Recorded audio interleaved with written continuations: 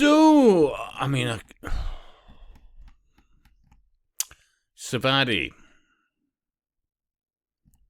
And I'm thinking to myself, well, stopping occasionally for comment. Let's play this. The majority of the Republicans in Congress are simply clapping like trained seals. Chris Coons, Democrat Senator of Delaware, the same guy that allowed Joe Biden to smell and grab his daughter. Thank you. And who could forget that clip? And nobody should forget it when you look at that clip. Maggie, do you want to come over here? Come on, man. Make me look better. Okay? There we go. Thank you.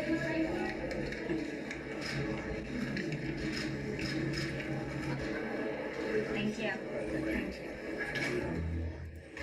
I mean, you look at the body language of that child.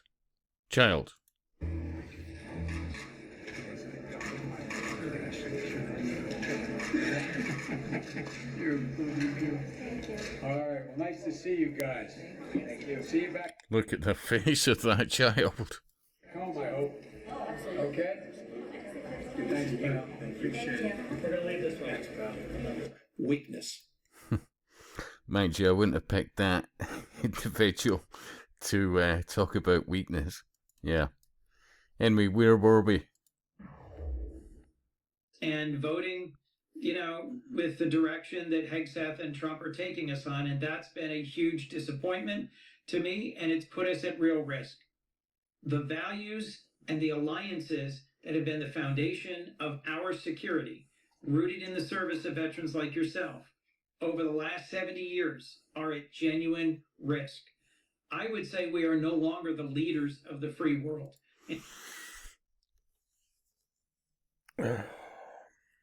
Look, I've always said, look, you look at the data, there's not a country in the world that's not masonically controlled. But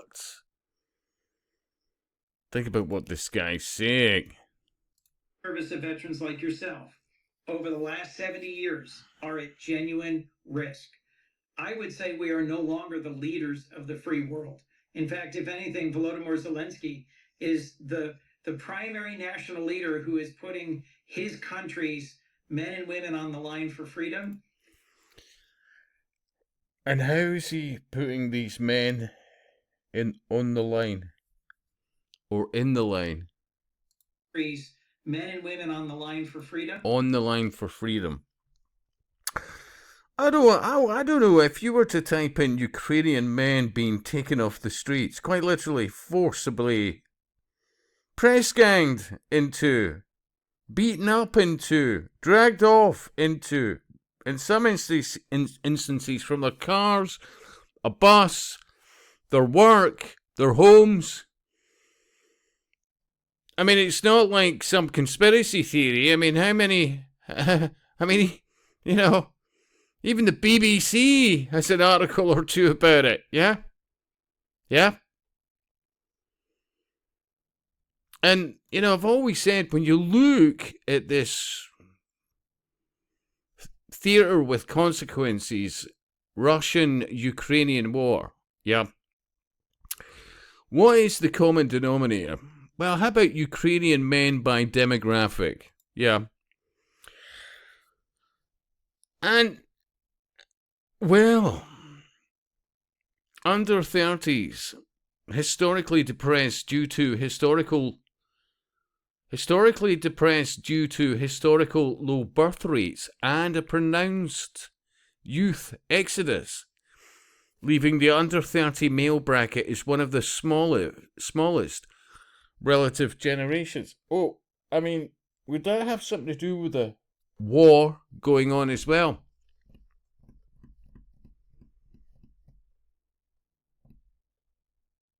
I mean, this, in the bigger picture, this is ongoing eugenics. This is about destroying Western civilization, Western values, all the rest of it.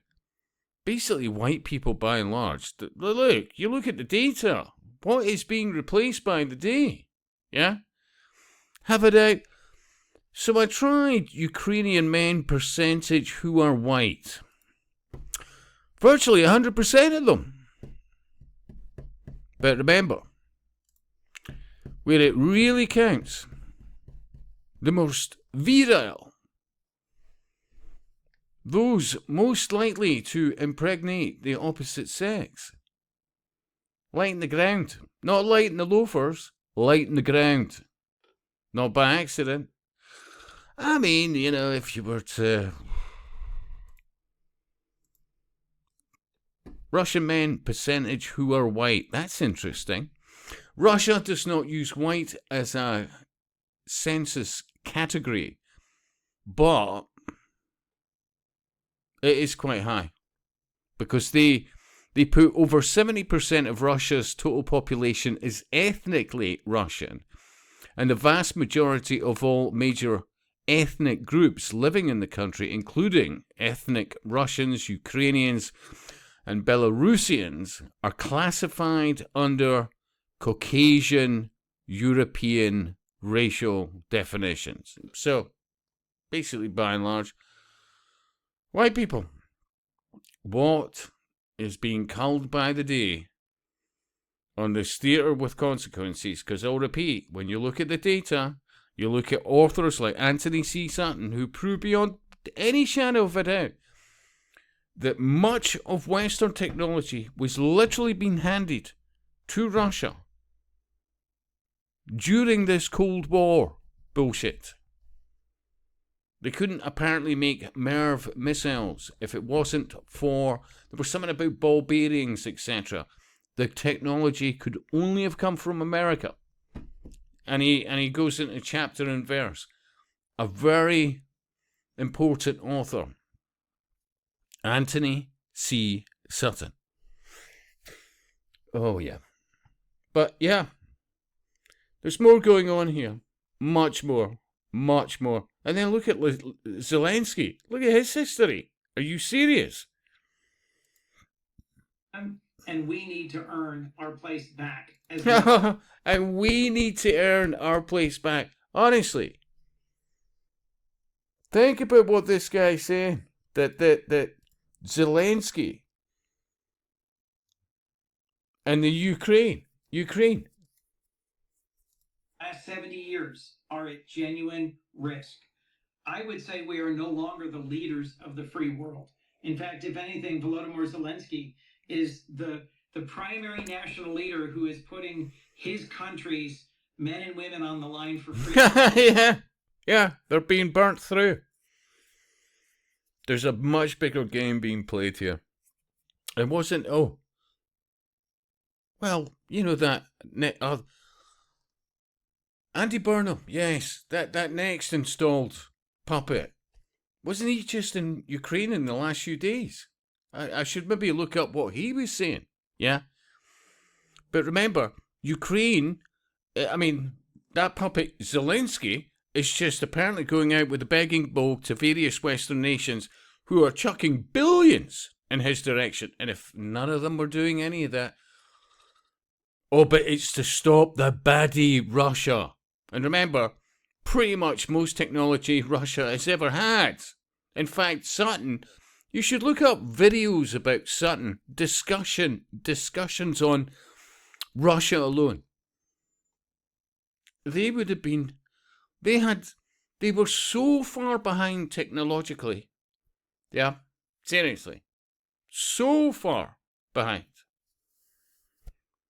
It was Western corporations, with the blessing of Western governments, that handed technology to Russia. There is not a country in the world that's not Masonically controlled.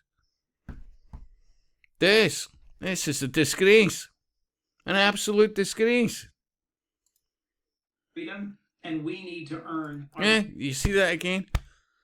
Da, da, da, da, da, da. Do you think that's an accident? Seriously. But then, remember, what that individual's prepared to do to get on. Seriously.